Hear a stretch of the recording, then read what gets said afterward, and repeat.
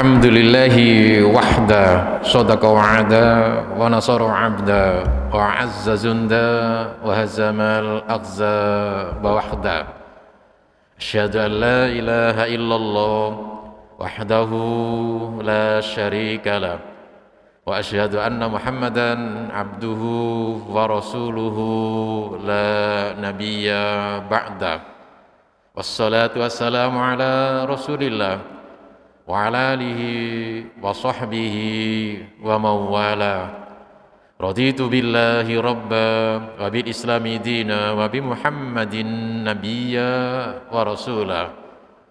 Amma ba'du. Hadirin para jamaah salat maghrib Masjid Al-Ikhlas rahimakumullah yang kami muliakan, mohon izin terlebih dahulu maskernya kami buka. Marilah kita senantiasa kita panjatkan puji syukur kita kehadirat Allah Subhanahu wa taala.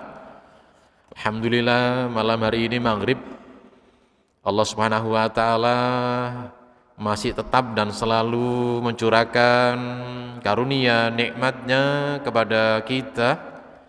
Nikmat yang begitu banyak sekali. Satu dari sekian nikmat tersebut, insya Allah kita masih mendapatkan nikmat karunia berupa kesehatan. Sehat semuanya kita, nggih? Sehingga dengan nikmat sehat kita bisa beraktivitas sehari-hari dan termasuk pada malam hari ini bisa memenuhi undangan Allah, melaksanakan sholat maghrib berjamaah di Masjid Al-Ikhlas pada malam hari ini. Dan berbahagialah bagi orang-orang yang bisa membagi, mengatur waktunya, dimanfaatkan untuk ngaji bersama-sama, ngaji bareng-bareng ya. Ta'lim, muta'lim seperti yang kita laksanakan pada malam hari ini. Hadirin rahimakumullah, untuk kajian malam hari ini yang ingin kami sampaikan ya, yaitu dari fatwa Majelis Ulama tentang hukuman mati dalam tindak pidana tertentu.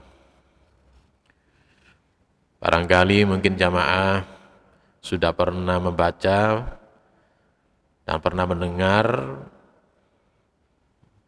Harapannya dengan kajian ini kita semakin mantap dan paham bagaimana fatwa yang telah diputuskan sekian hampir 15 tahun yang lalu. Bismillahirrahmanirrahim, mari kita perhatikan, kita baca apa adanya ya dari fatwa tersebut. Fatwa Majelis Ulama Indonesia nomor 10 garis miring Munas ke-7 garis miring MUI garis miring 14 garis miring 2005 tentang hukuman mati dalam tindak pidana tertentu. Majelis Ulama Indonesia MUI dalam musyawarah nasional atau Munas MUI ke-7 pada tanggal 19 dan 20 sampai 22 Jumadil Akhir 1426 Hijriah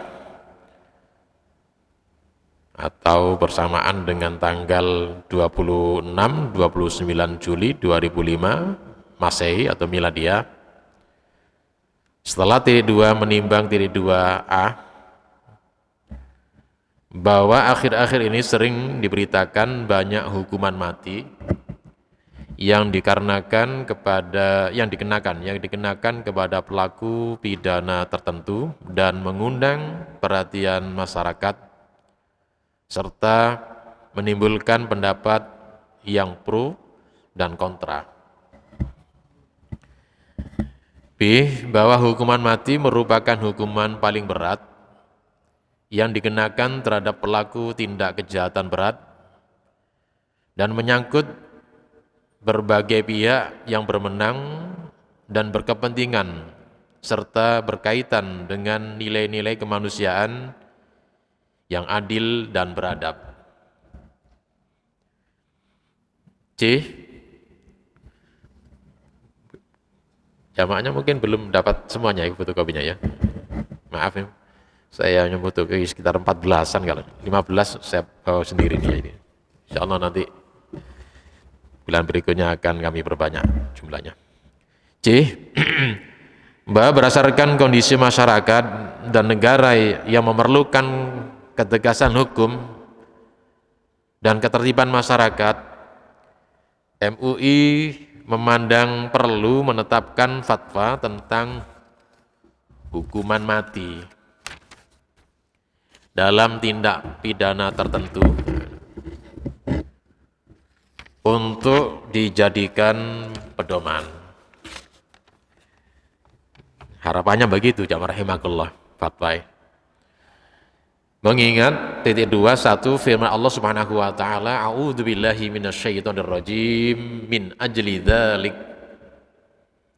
karena sebab-sebab alasan-alasan yang demikian itu, kata Allah, kami telah menetapkan ala Bani Israel, terhadap Bani Israel, annahu, sesungguhnya dia, man, siapa saja, qatala, nafsan, yang membunuh jiwa, bi ghairin nafsin, tanpa dibenarkan oleh syariat, ya, karena membunuhnya tadi itu bukan melaksanakan hubungan kisos itu, au fasadin, atau membuat kerusakan fil ardi, di bumi, faka'annama, maka seakan-akan perbuatan tersebut qatalan nasa jami'a, seakan-akan membunuh jiwa tadi itu seakan-akan membunuh manusia semuanya. Wa man ahyaha, dan barang siapa yang menghidupkan, artinya tidak membunuh pada manusia, membuat manusia hidup, faka'annama ahyan nasa, maka seakan-akan menghidupkan seluruh umat manusia jami'an, semuanya. Walaqad ja'ahum rasuluna, maka sungguh telah datang kepada mereka rasul-rasul kami, bil bayyinati, dengan keterangan-keterangan yang sangat jelas. Summa inna katsiran minhum, kemudian sesungguhnya kebanyakan, minhum, di antara mereka, ba'da dzalik, setelah keterangan demikian itu, fil ardi, di dalam dunia, la musrifun, mereka melampaui batas. Artinya mereka tidak mengindahkan syariat Allah itu. Innama jazaa'ul ladzina yuharibunallah, sesungguhnya hanya saja balasan, jaza, balasan, alladzi, yaitu kepada orang-orang, yuharibunallah, yang memerangi Allah, wa rasulahu, dan memerangi rasulnya, wa yas'auna fil ardi fasadan, dan mereka melakukan kerusakan-kerusakan di muka bumi itu. Ya. Au yuqaddalu ayusallabu, maka di sini hukumannya adalah dibunuh. Ayusallabu, atau disalib. Au tuqatta'a aydihim wa arjuluhum min khilafin, atau dipotong kaki dan tangan secara terbalik, disilang-silang. Au yunfau fil ardi, atau dibuang dari bumi itu. Dzalika, yang demikian, lahum, karena mereka, khizyun fid dunya, itulah perbuatan yang sangat hina di dunia, walahum fil akhirati adabun adim, adapun kepada mereka nanti di akhirat adab, siksa yang sangat besar sekali. Al-Quran surat Al-Maidah ayat 32 sampai 33. Kemudian berikutnya, jamaah rahimakumullah, ya ayyuhalladzina amanu, hai orang-orang yang telah beriman, kutiba alaikum, telah diwajibkan, ditetapkan kepada kamu semuanya, al-qisas, hukuman kisos, hukuman timbal balik, fil qatlah, dalam masalah pembunuhan, al-khurru bil khurri, di mana kalau membunuh orang-orang berbeda, sama balasannya dibalas dengan orang yang berbeda, merdeka.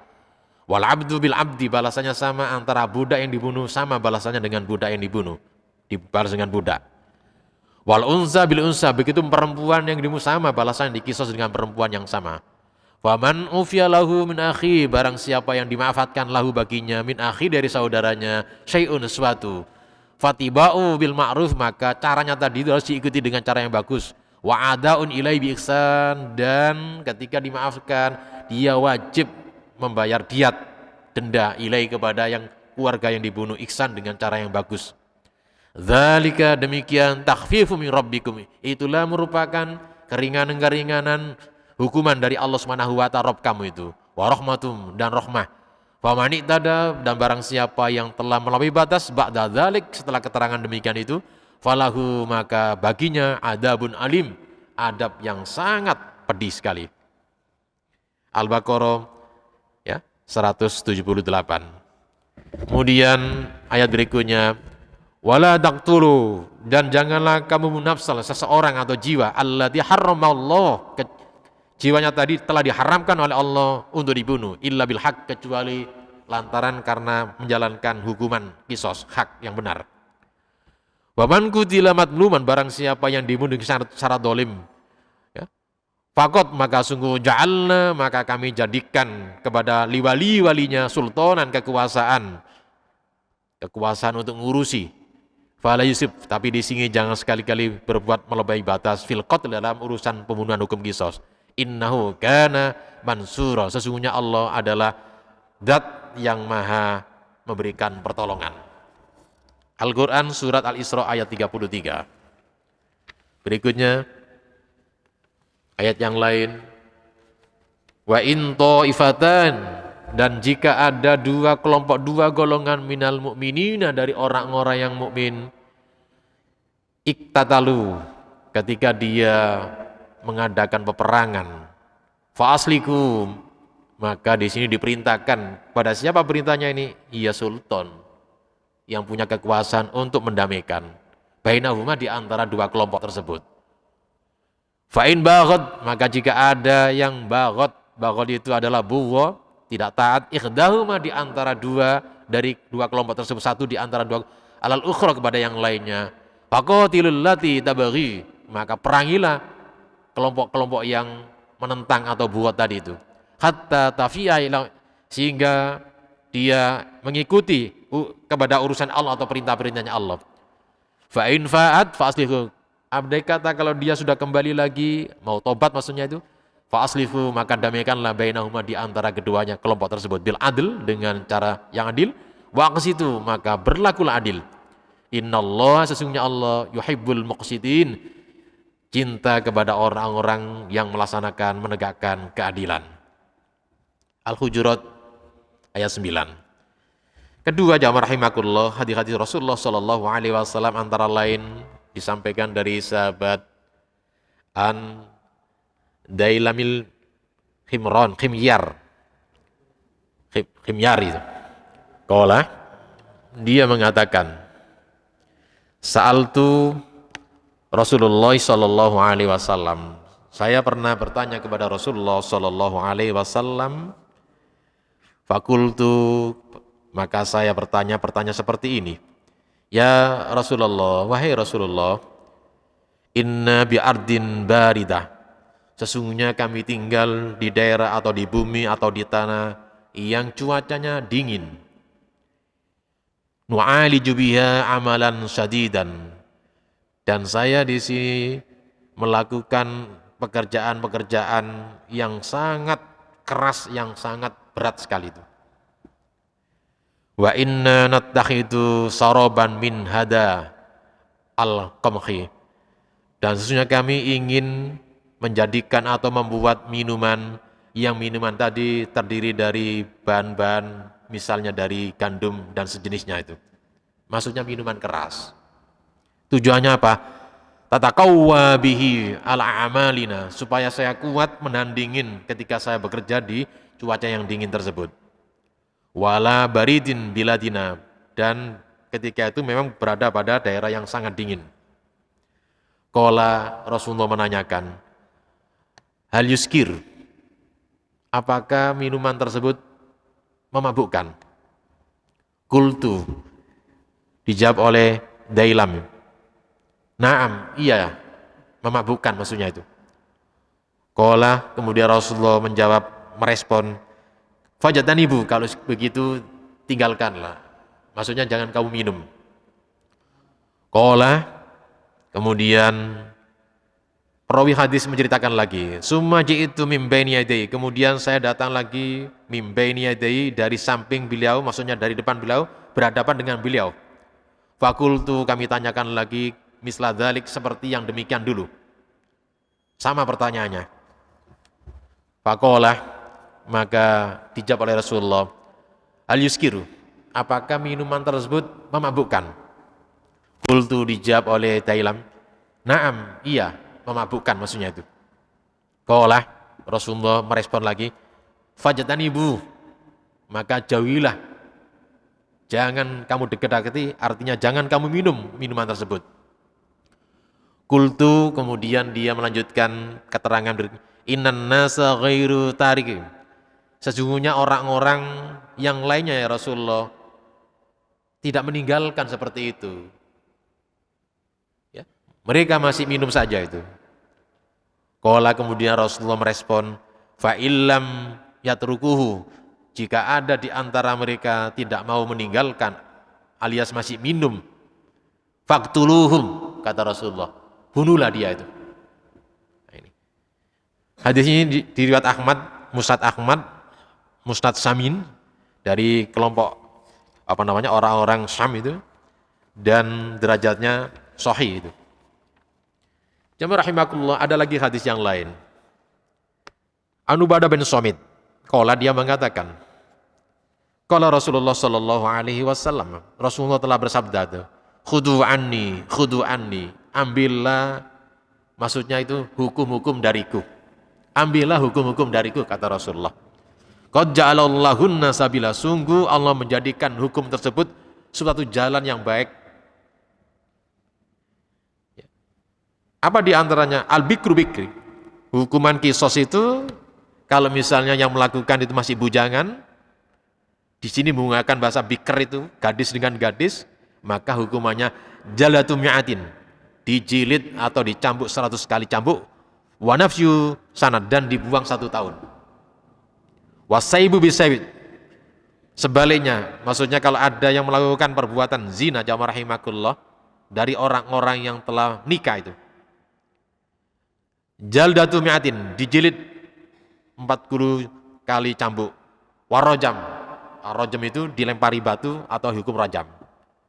Tapi kemudian oleh ulama-ulama diulas, jamaah rahimakumullah, hadis ini telah dimaksud atau dihapus dengan surat apa? Hukuman ranjam, atau dihapus dengan hadis-hadis ranjam. Jadi tidak ada pakai apa dijilid, tapi langsung diranjam itu. Sebagaimana yang dialami oleh sahabat Uwailan kalau nggak salah itu. Dia ngaku melakukan zina, kemudian dilakukan oleh Rasulullah hukuman ranjam itu. Tidak pakai dijilid. Lebih sahih hadisnya di Bukhari ada itu. Begitu kan? Hadis lain, an Abdillah bin Mas'ud radhiyallahu an, qala, dia mengatakan, qala Rasulullah sallallahu alaihi wasallam, Rasulullah SAW, la yahillu dam, tidak halal darah imri'in, seseorang muslim, yazjadu an la ilaha illallah, di mana seseorang tadi itu telah bersyahadat bahwa sesungguhnya tidak ada ilah yang berhak disembah kecuali hanya Allah, wa anni, dan dia bersyahadat kepadaku Rasulullah sallallahu alaihi wasallam, illa bi ihdasalin, kecuali kalau seseorang tadi itu melakukan satu dari tiga hal tersebut. Jadi seorang kalau sudah bersyahadat dengan benar syahadatnya, dilarang untuk dibunuh, kecuali kalau melakukan satu dari tiga hal itu. Apa di antaranya? As-saibuz zani, yaitu orang yang pernah nikah berbuat zina. Ini hukumnya rajam. Wa nafsu bin nafsi, orang yang membunuh jiwa, balasannya juga sama, hukum kisos. Wa tarikud din lid dini, orang yang meninggalkan agama alias murtad. Mufarikal li jamaati, mereka di mana tadi murtad, di samping murtad mereka mufarraqah, ya, pisah dari jamaah orang-orang Islam itu. Hadisnya sahih muttafaqun alaih, Bukhari Muslim, walafdzul Muslim, lafaz menggunakan Muslim dalam kitab Kisoma itu perjanjian-perjanjian, sumpah-sumpah, al-muharribin, dan peperangan-perangan, wal qisas, dalam masalah qisas, diyat, hukuman-hukuman denda. Ada lagi hadis yang lain, jamaah rahimakumullah, an Arfahah, dari Arfahah qolat, dia mengatakan, sami'tu Rasulullah sallallahu alaihi wasallam, saya pernah mendengar Rasulullah sallam yaqul, bersabda itu, man atakum, barang siapa yang datang kepada kamu, wa amrukum, dan urusan mereka, jami'un ala rijalin wahidin, padahal urusan mereka sudah diserahkan pada seorang laki-laki, maksudnya khalifah, pimpinan. Yuridu, tetapi mereka ini ada kemauan ayasukko asokum au yufarroko jama'akum. Ternyata mereka datang di sini tujuannya untuk asoka, itu membuat berat orang-orang kekuatan Islam, maksudnya itu membuat kacau di Islam. Bahkan mereka juga berpisah mufarroko dari jamaah-jamaah kamu. Maka kata Rasulullah, perintahnya faktulu, bunuhlah orang tersebut. Ini termasuk orang-orang yang membuat kekacauan. Jamaah rahimakumullah. Ya, ini ada dalam kitab Muslim, kitab Imarah, kitab masalah pimpinan-pimpinan. Hadis yang berikutnya, an Ibnu Abbas radhiyallahu anhuma, qala, dia mengatakan, qala Rasulullah SAW, Rasulullah SAW telah bersabda, man baddala, barang siapa yang baddala dinau, baddal itu mengganti agamanya atau murtad, faktulu, kata Rasulullah, maka bunuhlah itu. Rawal Bukhari dalam kitab jihad, pasir, maksudnya jihad dalam keadaan perang yang sir ini bisa bermakna perang-perang yang tidak nampak. Dan dalam kitab apa ini? Bagi orang-orang yang murtad, ya itu. Jamaah rahimakumullah, memperhatikan titik 21.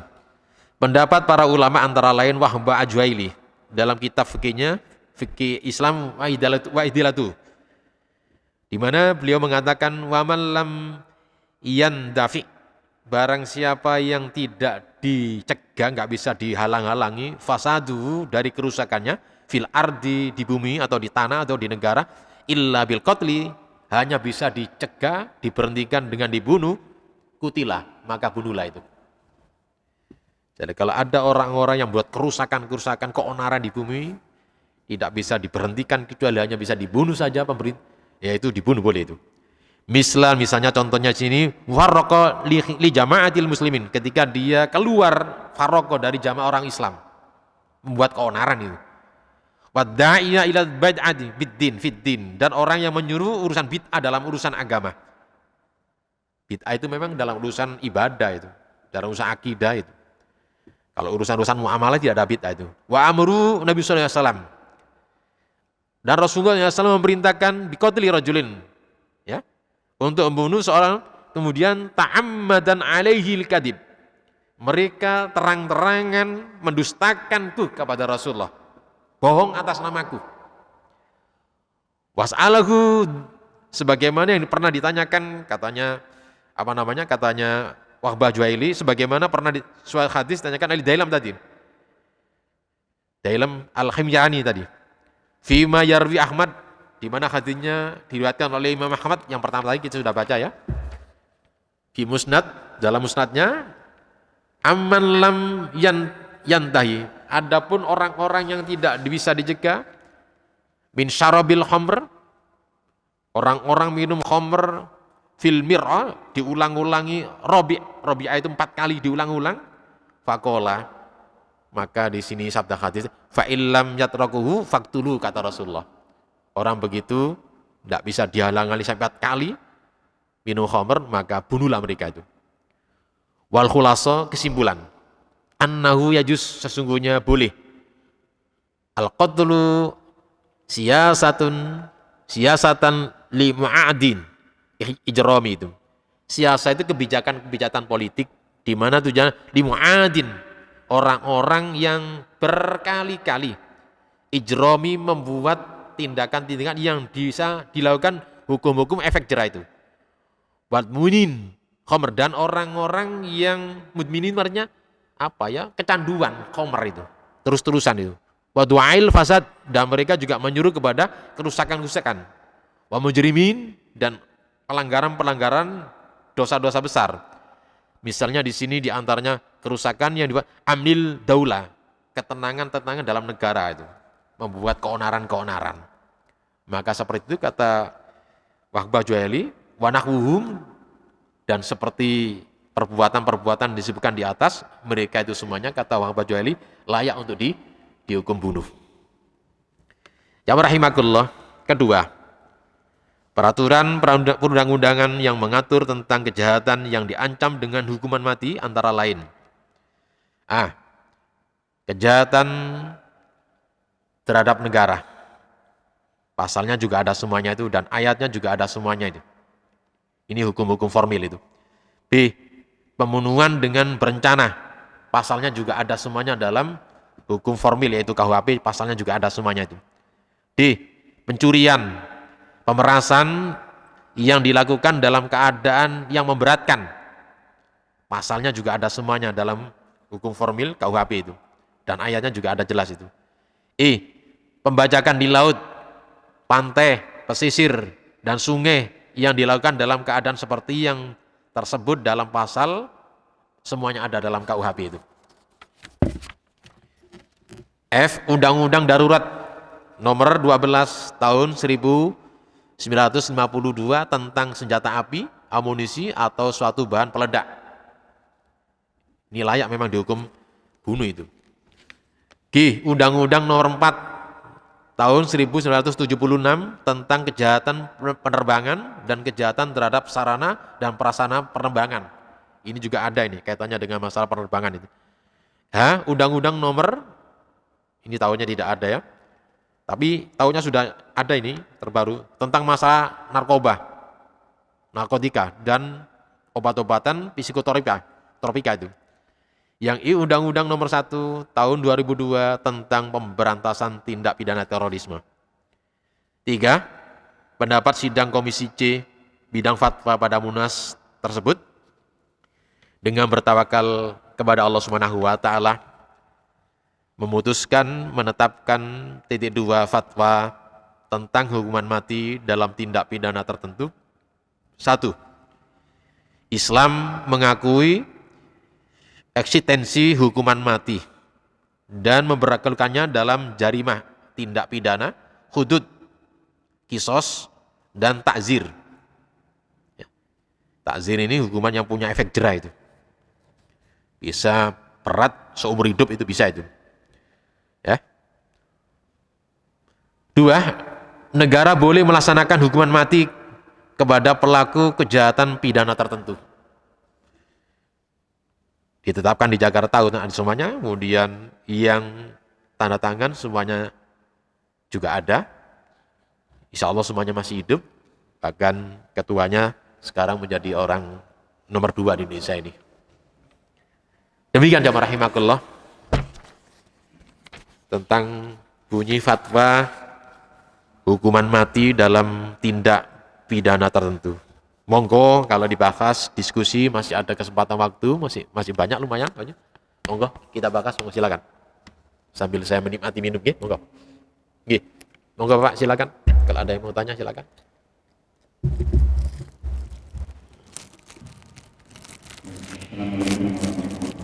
Waalaikumsalam warahmatullahi wabarakatuh.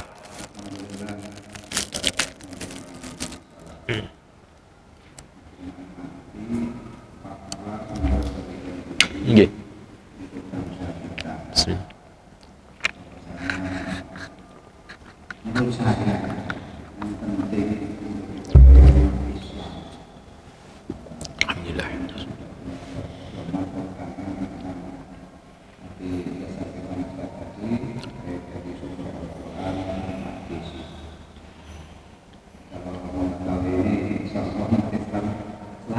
Nggih, bagus nggih. lingkaran tentang hukuman.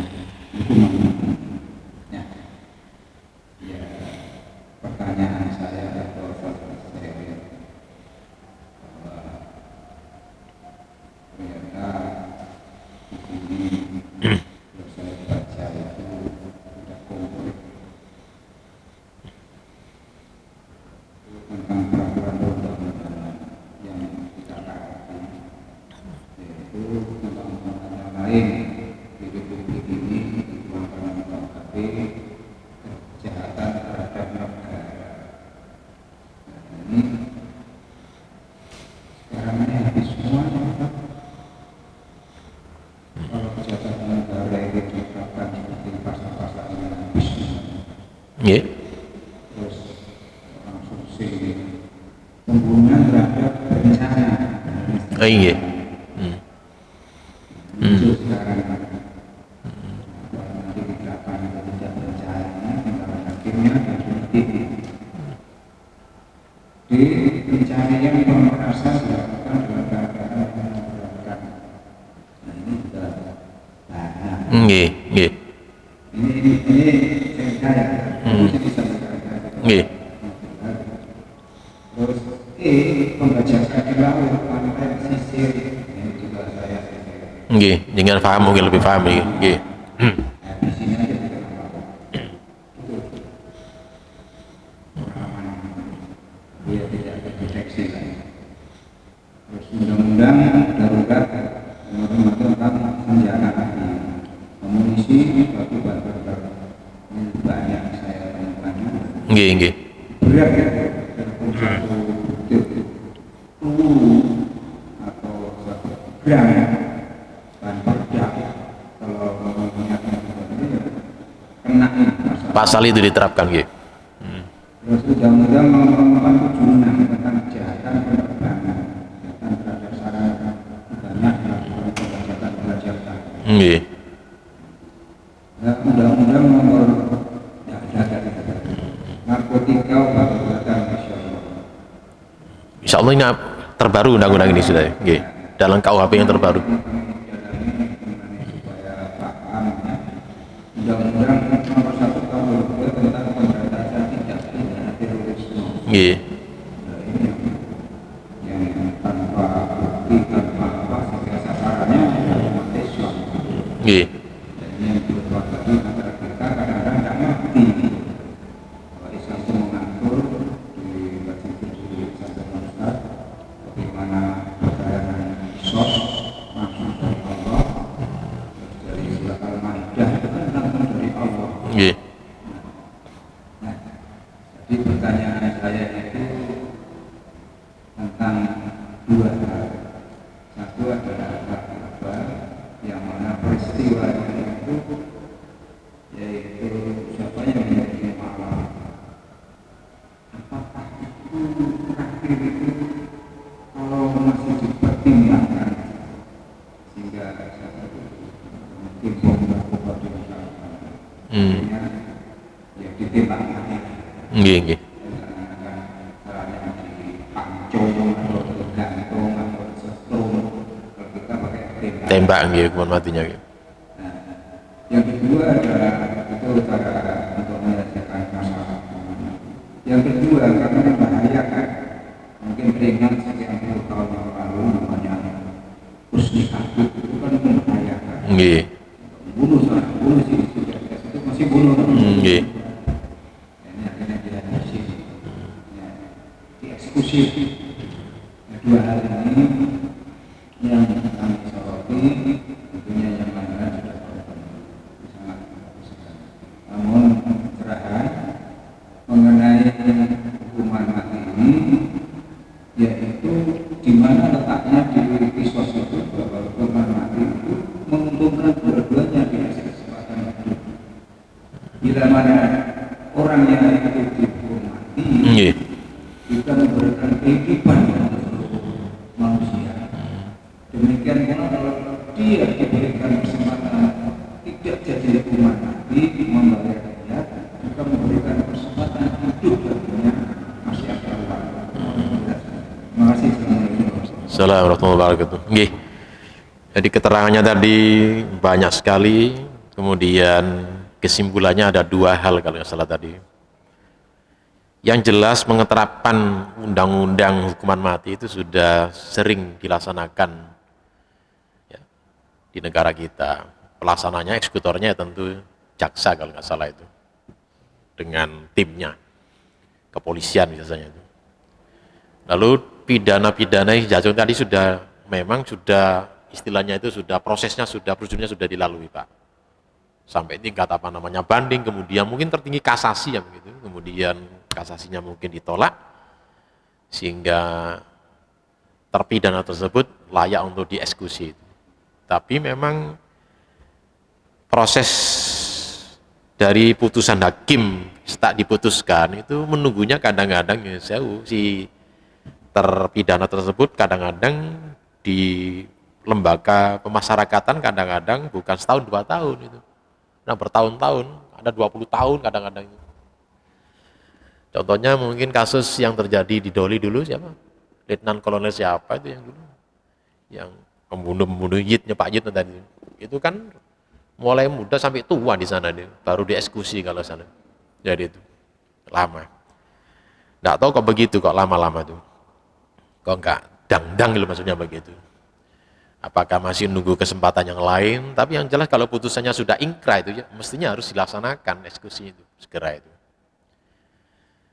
Dan undang-undang legal kita formalnya sudah jelas, tidak menyalahi aturan. Dan dulu menjadi pro dan kontak, katanya bertentangan dengan hak asasi manusia. Justru mereka melanggar hak asasi manusia. Orang membunuh itu kan juga melanggar hak asasi manusia itu. Kemudian dilaksanakan hukuman, kalau Al-Quran qisas balik, ya wajar itu. Itu bukan melanggar, yang dia sendiri mengawali melanggar kok itu.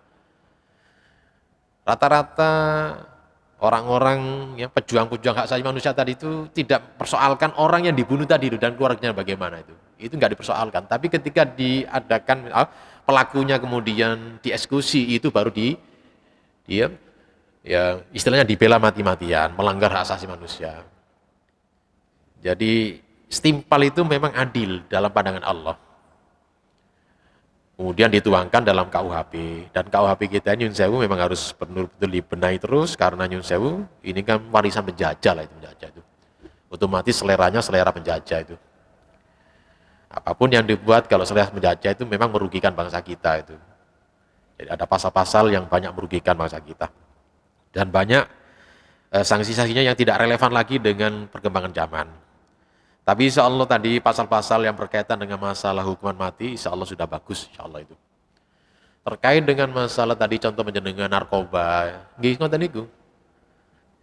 Si terpidana tadi sudah diponis itu, kadang juga menjalani hukuman di lembaga pemasyarakatan itu lama sekali itu. Baru dieksekusi baru ya itu jadi. Karena sudah keputusan akhir Pak, ingkrahnya sudah turun itu jadi. Wajib dilaksanakan eksekusi ngoten niku. Tidak apa-apa, tidak menyalahi aturan. Tidak tahu kok biasanya bisi Indonesia itu nggak tahu orang-orang yang sudah diponis itu, sudah kasasinya sudah mentok, sudah ditolak, grasinya sudah ditolak, minta grasi presiden ya, sudah ditolak kok nggak dilaksanakan itu, kok lama itu. Biasanya Indonesia nggak begitu rata-rata itu. Kemudian kejahatan apa tadi Pak? Kejahatan melanggar negara apa tadi maksudnya? Narkoba apa? Apa ini? Yang kedua tadi itu. Jadi apa tadi masalahnya tadi? Yang kedua, saya lupa tadi. Kisos dalam Islam, jika keluarga si terbunuh berikan maaf, itu diterima, dibolehkan Al-Quran. Tapi di sini si terdakwa tadi tidak bebas murni, dia punya persyaratan, berapa diat? Diat itu denda itu harus dimusyawarahkan. Ma'ruf itu masih dimusyawarahkan yang baik. Ya kena denda itu. Gak bebas murni maksudnya itu, kalau dimaafkan bebas murni itu. Nah ini belum diadopsi dalam KUHP kita. Belum diadopsi itu. Walaupun keluarga maafkan, tapi kalau memang pidana ini memang pembunuhan itu kan pidana memang tidak ada laporan, kalau kejahatan itu memang dijatuhi hukuman Pak. Apa hukum positif namanya? Apa hukum aktif itu aktif, bukan pasif itu. Walaupun misalnya tidak ada yang melapor, tapi kalau misalnya ada yang terbunuh dan yang bunuh ada, itu kena sanksinya. Agak beda dengan Islam. Kalau misalnya keluarganya memaafkan yang membunuh tadi itu bisa dimaafkan. Tidak sampai dihukum qisas. Tapi tidak mutlak. Harus ada persyaratan. Syaratnya apa? Dia diat denda itu. Ngoten nggih jadi itu. Kesimpulannya ngoten kesimpulannya. Ada perbedaan dengan Islam tadi di sana tadi itu. Nah, sekarang ini jamaah rahimakumullah, konon undang-undang KUHP kita ini sudah digodok terus di DPR. Mudah-mudahan ini. Tapi ini kata yang terbaru ini memang seakan-akan ini mengkebiru umat Islam ini seakan-akan begitu ya, melakukannya kata berlebihan, dengan sebutkan tadi misalnya undang teroris itu memang itu undang-undang yang apa itu kadang-kadang bisa bisa punya pasal-pasal yang bisa ditafsiri pasal karet itu. Jadi memang tanpa prosedur itu. Orang bisa tangkap apa adanya seperti itu tanpa prosedur hukum. Tidak tahu kok undang-undangnya begitu jadi. Disiksa lebih dulu, kadang-kadang juga penyiksaan sampai mati ya gitu. Padahal ternyata tidak terbukti. Nah, kalau sudah begitu bagaimana ini? Ini persoalan-persoalan hukum yang terkait dengan undang-undang pidana berat itu, yang disebut tadi undang-undang teroris itu. Oke, jadi itu. Demikian Pak. Oke, sampun. Masih ada lagi? Oke. Mestinya begitu. Kalau nanti putusan sudah ingkrah lah, sudah kasasinya ditolak, gerasinya ditolak, sudah ingkrah terakhir, ya sudah itu. Begitu. Nggih. Nggih. Sama Pak Nyun Sewu, zaman Rasulullah juga ada, ketika ada orang Yahudi menghadap Rasulullah, coba buka kitab itu, ternyata sama, ada yang diadopsi Islam itu. Boleh Pak, jadi masih begitu, Islam memperlakukan untuk masyarakat umum Islam dulu. Nggih.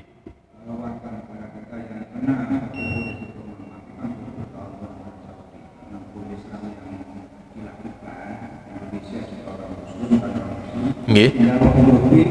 Supaya berusaha dalam keluarganya itu memaafkan. Nggih. Tetap sampai membayar Diat nggih. Nggih. Iuran nggih. Nyawa itu ini masih hidup tapi waktu hidup tidak iuran. Nggih.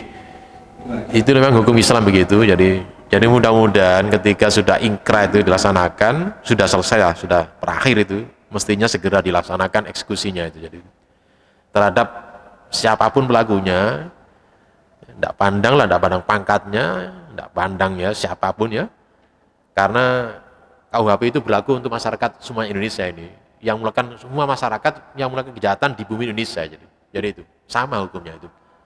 Tapi kelihatannya Nyun Sewu menjadikan pisan digambari wonten TV Nyun Sewu seperti yang terdakwa tertuduh itu kan enak bebas, artinya nggak dikecek itu, nggak pakai pakaian apa namanya biasa, maksudnya pakaian beda dengan yang lain, beda dengan misalnya maling biasa itu ya itu menurut saya ya itu keadilan Mas Yan itu, masih pakaian biasa, kemudian tangannya nggak diborgol, jadi itu beda dengan orang-orang biasa, jadi ini berarti nggak sama hukum jadi jelas.